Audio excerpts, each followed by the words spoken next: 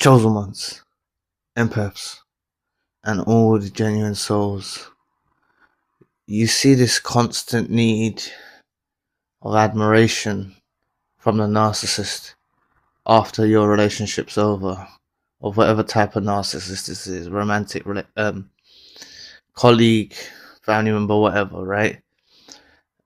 You see them thrust into new situationships, look for admiration, look for validation.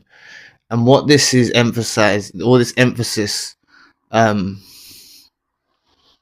towards this route in life, is masking over the cracks of what is lingering beneath. Now, each and every night, they will be alone. And when they're alone, that's when they're back to themselves, because throughout the day or night or whenever they're around people, they're so distant from their true self, the dark, disgusting parasite, and they're putting on all these masks and everything. So they're so distant from themselves. But when they're with their quiet time, which can happen throughout the day, or whenever they're in a quiet time when they are alone, even if someone's sleeping and they're in the house or something like that, this is what haunts them when no one's watching. You see, this is what haunts them. Throughout the day, they will distract themselves, but they're trying to distract themselves. Like, this is why it takes so long for narcissists, especially if you've gone through silent treatment or discards or abandonments or things like that. You'll see that narcissists take some time, a lot of the time, a long time before they indirectly hoover, they make contact, they do something, they provoke you. Oftentimes it's a very long period of time, not very long, but a lot of the times I've heard of stories from people, it is after significant periods of time. And this is because the narcissist has been on a pursuit throughout the whole time, fighting these feelings that they're feeling in their true self, all right, about you, but they're just silent with it. You know, I said in other videos, maybe they tell a certain minion or flying monkey or something, but other than that, I don't think they do. Okay, and they don't actually tell the whole real story to the flying monkey or minion either. They'll tell their version of it, you see. But they have got this unhealthy attachment towards you. They're grieving and they're plastering over the cracks, and I want you all to see that. All right.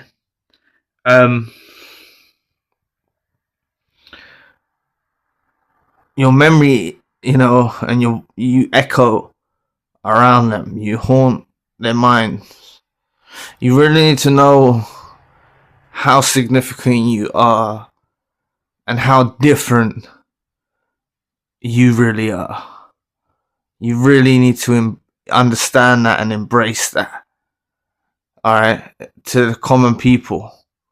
The narcissist has realized after, this is the pursuit, this is the root of the narcissist. They realize after.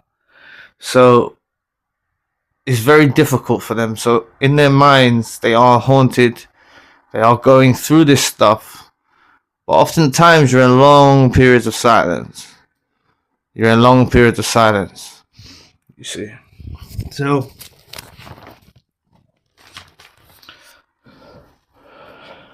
they've also, it's also when where your life's going, and you know, I've spoke about this in other videos about them keeping tabs on you. Where your life's going and where their life goes, even if on the surface it seems like they're living better in any way you kind of interpret someone living better, really it's all surface illusionary shit. Alright? It's just this 3D stuff. that they're not living better. They don't have the brain power and heart and everything to really feel fulfilled through other things. Okay, you can feel fulfilled off a cup of coffee in the morning. You know, you can feel fulfilled off a cup of coffee in the morning. Like you're not competing with no one. Like this is like the empath chosen one, a genuine soul. They don't compete with other people. They're doing their own thing. You know, if thoughts come to you where you start to compare, you know that's just, you know, you can be influenced by other things and triggers and all this, and the brain is a thing that processes information and everything like that is an organ. All right, so it's just about being in touch with your true self, something that the narcissist only is in touch with when they're alone.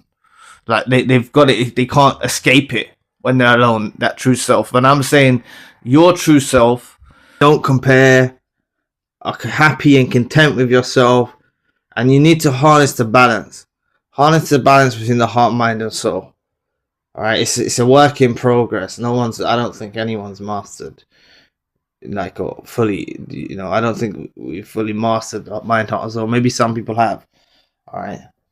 But the narcissist is never gonna feel fulfilled.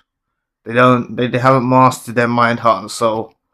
They might have mastered manipulation and negative stuff like that, but they haven't got a balance. They're very unstable, and they are haunted, and their mood fluctuates. What they don't have, they want. When they have it, they don't want it.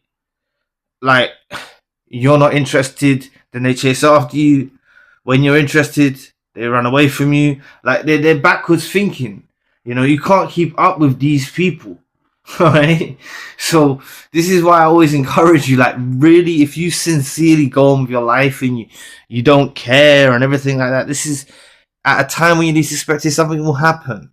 All right, and you don't want it to happen, but I always reiterate this because so many of you are in hurt and things like that. But you need to embrace that they're going through their own weird, deranged suffering. All right, their own weird, deranged suffering, self-inflicted suffering that they brought upon themselves.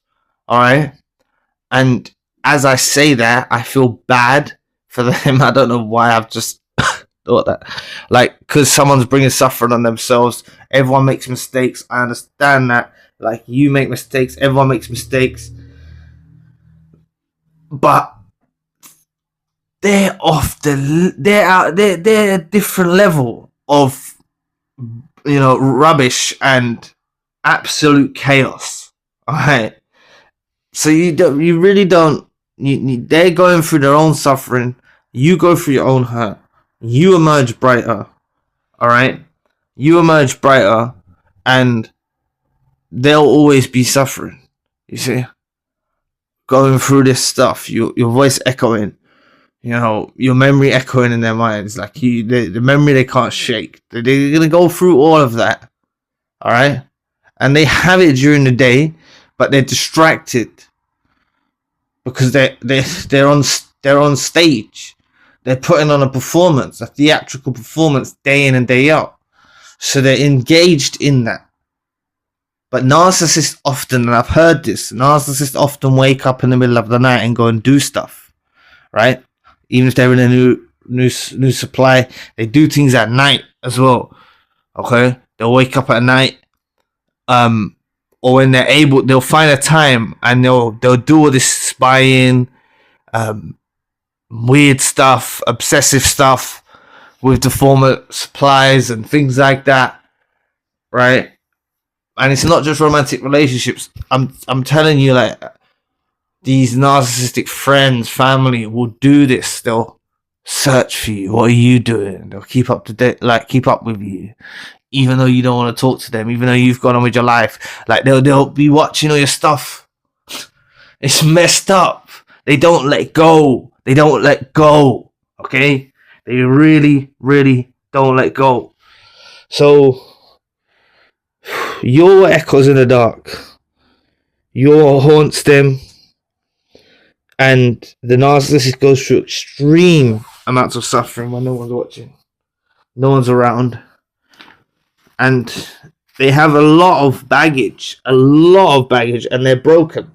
They're broken people, all right? And you tried to heal them, you tried to fix them, you were the best that you could possibly be at that time, and it's left an impact and an impression and something they cannot shake. So anyway, thanks for listening today.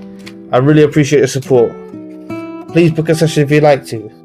You may donate or support to the channel if you want to. Check out the spiritual channel for more content. My podcast is now on Spotify. All links you need in the description box below.